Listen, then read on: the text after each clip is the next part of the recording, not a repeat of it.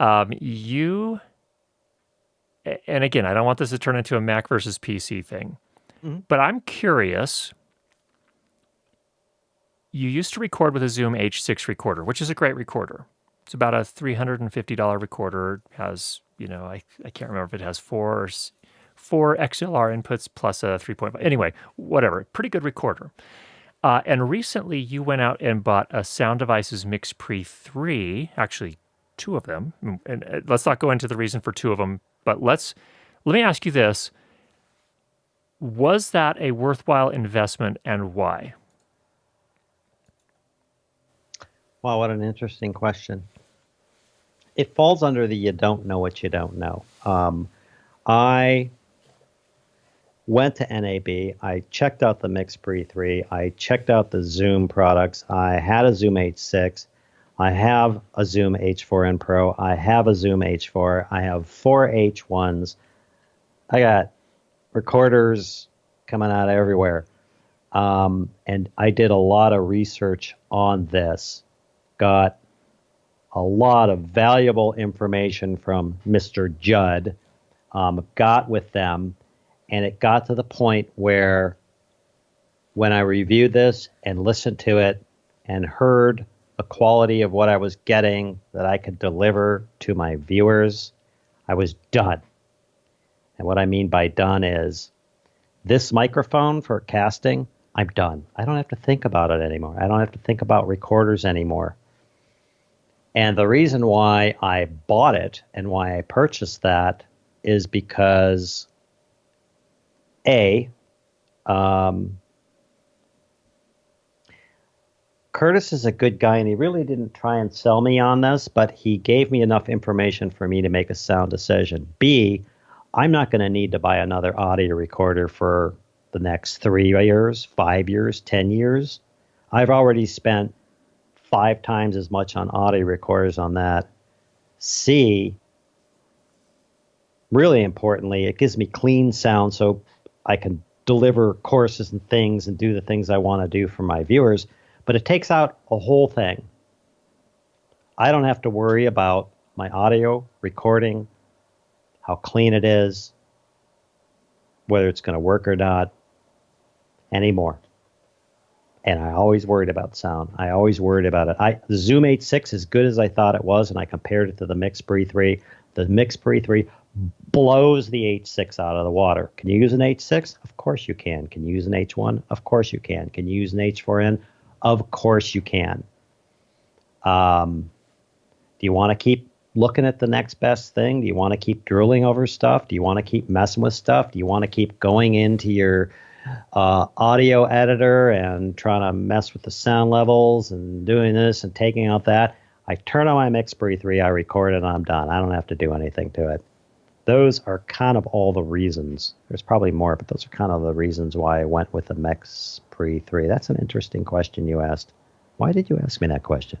I asked you that question because I think it's a valuable lesson for people that are in that position. And we've all been in this position where we're drooling over this camera that we don't have. We're drooling over this microphone that we don't have. We're drooling over this light that we don't have.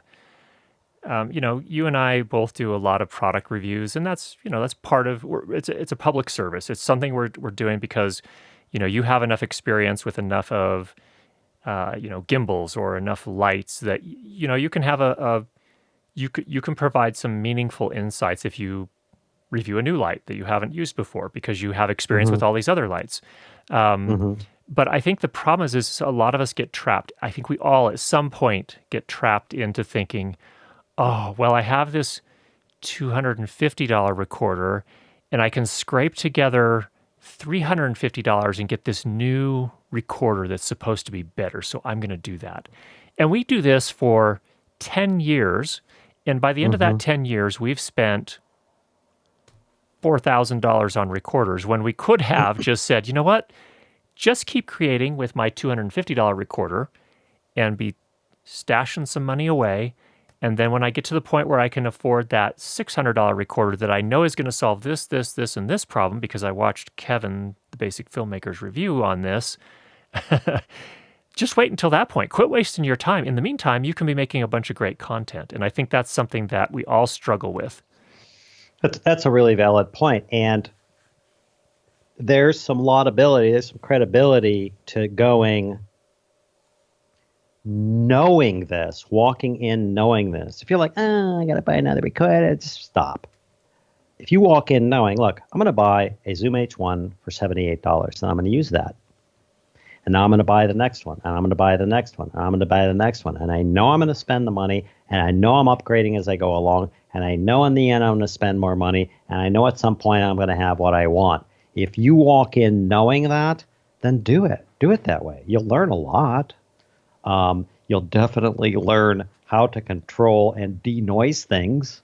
You'll definitely learn on a Zoom H1, you'll definitely learn that there's certain things that happen to the audio that you can't control with that type of recorder. And you are going to get noise no matter what you do. Well, how do you fix that? How do you do it? Do you care about it? So there is some truth to going through and buying the next thing and buying the next thing, as long as you walk in and you know that's the game you're playing. Mm-hmm. If you don't want to play that game, hell yeah, don't go out and buy the $150 DSLR that isn't really going to work and you don't really like it, and then you need a lens, but then you need a $300 lesson, and then you need $500 lesson, but not in that. Now you're going to do 4K. Now you're going to, and you spent $5,000 on stuff. Mm-hmm. Go take your phone and make videos. Yeah. And what you could learn just off of making videos with your phone alone, if you could make a semi-decent video with good sound and good video on your phone, you're ahead of a lot of people that have tens of thousands of dollars of equipment. Mm-hmm. So if you know what you're doing or where you're going, your point is valid. Why spend all that money? I think it's, you don't know what you don't know. I think you buy something and it's better, and then you see something better and you buy something and it's better. And I think you're always trying to up your game, and that's laudable. If you know you're going to play that game, then go play that game. Personally, it's kind of unfair, but it is kind of fair to say if you had to go back in time and do it again, absolutely. Like, I'm going to be doing a studio walkthrough fairly shortly here that I've been working on way too many months, where I'm going to go through, and I'm not showing off my studio. I'm going to go through and show you what I currently have. It was about 6. I can count. I think I got on a tear about 6 months ago where I went, that's it. I am going to buy the best podcasting live microphone, the Shure SM7B, which Curtis has the same one. He actually suggested I check into it, that I know that works with my voice. I'm buying that. I'm going to buy a computer that I want and works for me. I'm going to buy a screen that saves me time and works for me. I'm going to have a light and a B-roll table, and I want that light, and I want these particular lights, and I want that backdrop, and I want that camera for a certain thing. And I went out and just when I'm done, and I just went out and bought the things that I spent some coin, but I bought the things that I went, cool. It was freeing for me because I don't have a bunch of stuff. What I have is I have all my tools. They all work to the best of their ability. That recorder records what I want it to record, and I don't have to mess with it. That camera does what it's supposed to do. That light does what it's supposed to do. I can come in and I can put all my attention on producing the things I want to do. I'm not looking for another recorder. I have no desire. Oh, you got the new Zoom and it does. I don't care. I don't care. Oh, well, you can get a better podcast. I don't care. I'm done. So my attention and what I'm embroiled in all came off of that. And I was like, wow, I now have the freedom to create using the tools that I have. If you're able to do that, man, do your research and go that way. I think that's what you were implying, Curtis, but...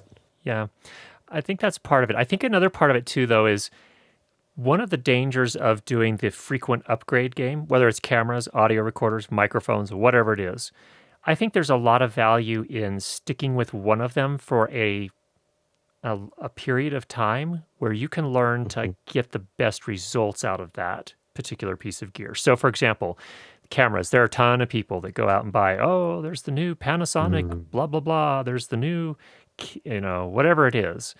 We see all these trends and new cameras are coming out all the time. Um, I recently went and sold one of my cameras because I realized, you know what? I'm not using it. It's just sitting The there. Ursa, right? You sold Yeah. the Ursa. Yeah, I Yeah. sold the Blackmagic Ursa Mini Pro. I wasn't using it, and there. My experience has been is that when you have too many choices to choose from when it comes to Mm. getting something done. So if I'm going to shoot a video, which camera do I use? Do I use the Panasonic GH5? Do I use the GH5S? Do I use the Mm. Blackmagic Pocket Cinema Camera 4K? Do I use the Ursa Mini Pro? Do I use the Nikon Z6? That's that becomes a barrier to getting stuff done and producing something of quality and of That's value. right. And That's right. so for me, it was like, you know what? It's actually a good thing to have some limitations, to not have all the gear in the world, because what that does is it helps you do a couple things. Number one, focus. There's certain decisions you don't even have to make because you don't have that option to make. And number two, if you are working with what you might consider a suboptimal piece of gear, the value that provides you, and I've experienced this, is that it puts me in a position where I need to learn how to optimize the settings, for example, in a camera. How do I get the best color out of that camera? I might have to do some Mm. things with my lights. I might need to change some of the settings. I might need to try this. I might need to try that. But if I've got 5 cameras to choose from, and I haven't really, I don't have enough time to actually kind of dial in the particular look I want with that one camera because I'm always choosing amongst 5 different cameras. So I think there's some value and there's a benefit in some ways of not having too many options because it helps you focus. And I think you're right. It actually, I have a garage full of stuff that I don't want, and I got out of here. To Curtis's point, when you have too many choices of the things you have, and you add to it too many choices of all the things you want, what you enter in is less production and confusion. mhm, In my opinion, it's just confusion. It's okay. I'm going to go. I'm not a professional bass player, but I have 10 different bass guitars on my wall and I want to play. Well, I could play that one, but maybe I should play that one, but I should do that. But I could do that one using this amp over here, but maybe I should just pick the freaking thing up and play it. If I had one, I don't have a choice, and I have to work getting the sound I want to the best of my ability out of that bass guitar. The same with a camera. I still shoot with a Canon 5D Mark III 1080 camera for my main videos. Um, and I have squeezed every inch of everything out of there. I have never had someone come in the past, I don't know how many years, go, well, your videos don't look good. What camera are you shooting with? No one's ever asked me that. I shoot in 1080 on that camera. It's a great camera if you set it up right, and I've learned how to dial it in. Hell, I take that camera, that 5D Mark III. You'll notice on my videos recently are in 4K, and they look great. They're not shot in 4K. How do you do that? Well, there is a way to do that, and there is a way to make that happen. I'm still squeezing every inch out of that camera, and to Curtis's point, when I had my Zoom H1, and that's all I had, I squeezed the blood out of these things. I did. I and, mean, and I could see it in you, Curtis. You have so many.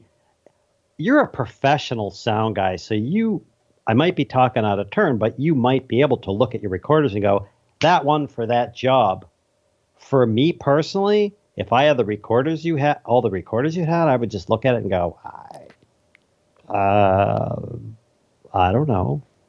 I don't yeah, know. It would be a yeah, confusion for me. I wouldn't get anything done. yeah, yeah. I think that's a great point that you had there with the Zoom H1, and that was my first recorder too. I love that thing. Not because it's the best recorder in the world. It's not, but because it taught me so many things. And I think that's Yeah, what a lot of us need to learn is that you don't necessarily need that next camera. You need to work with what you've got and get the best you can out of with what you've got. yeah. I gotta admit, I do check people out, and that's going to sound a little creepy, but it's not meant to be creepy. Sounds creepy. Um, like someone will come to me and they'll go, "Hey, I want a new camera because I'm just not, getting what I want out of my camera and everything else." And I'm like, "Okay, I understand." And the first thing I end up doing when they leave a comment is I go look at their YouTube channel or where their video is, and I look at what they shot. And my first impression, all I have is a old T3i with a 24-105 lens on it, and I just can't get it. So what I really want to buy is I really want to buy a Blackmagic Pocket Cinema camera 4K. I go look at their video and I look at it. There is no freaking way they still have 80% that they could bleed out of that camera to make that video better. They're It's almost like, here's the lie, I think. I don't mean lie like someone's lying to him, but here's what do you call it when you're chasing this golden ring or whatever? I'm not willing to delve into that camera and understand it and squeeze all the blood out of it. It's much easier for me to just buy a new one. Mm-hmm. But then you end up with the same thing. Not understanding 80% of the camera. So the cycle never ends, and you never end up getting good, and you end up getting disappointed. Where if you took that camera you have in your hands and you played with it and slept with it, and the lens, and you cleaned the freaking lenses, and you went in and you went, okay, how do I do this? Like, I got a T3i. I mean, this thing, it only shoots I can't even get 12 minutes out of this thing. Well, that's cool. How do I shoot like a 30-minute episode using a 12-minute camera? How do you script that? How do you write? How do you cut that? How do I adjust the colors? Hey, could I simulate getting something like log, that gray looking whatever, and color correct it in a T3i? By the way, you almost can. There are tricks you could do with the camera. You're not going to get log footage, but there are tricks you can do with the camera to get more data in there where you can color correct it later. With this old freaking 7-year-old DSLR, hell, learn that, because then when you go to get a new camera, you're going to know exactly what you want and exactly what you need. That's my opinion. I don't know. Yeah. That's my opinion. Absolutely. Agreed. Use the stuff you have. That's right. Use the stuff you have. Make something cool. Kevin, thank you so much. You've been, as I said before, very generous with your time. Thank you, and I hope we get to talk to you again soon.